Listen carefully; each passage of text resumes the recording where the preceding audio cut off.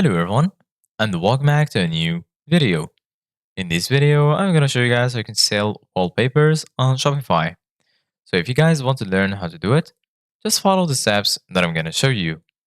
As you can see guys, I'm right now on my Shopify dashboard, and this is how the homepage looks like. So right here in the left side of your screen, as you can see guys, you're going to find all of these sections. Right here you're going to find the home section, orders, products, customers, content. You're going to find analytics and marketing and discount. Here under it, you're going to find sales channels. So right here, you're going to find point of sale and also online store. And lastly, here you're going to find your applications. So right now, go ahead and click on products.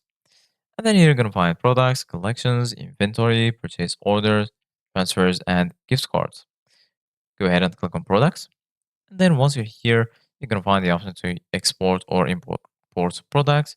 You're going to find some more options. And lastly, here you're going to find the option to add a product.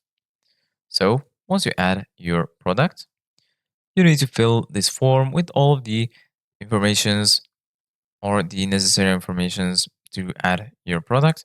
So go ahead and click on title. First of all, add the title. For example, I'm going to name it wallpaper.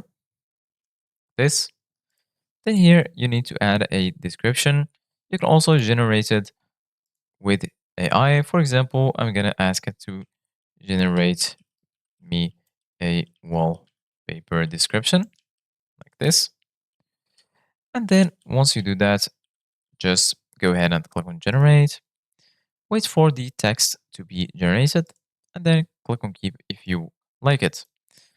Once you do that, here you're going to find media. You can upload a new media. Just click on upload new and then add your wallpaper. For example, I'm going to add a wallpaper from here like this. And then, for example, I'm going to add this one. Once you add it, go to pricing and then choose the price for your wallpaper and complete all of the items here.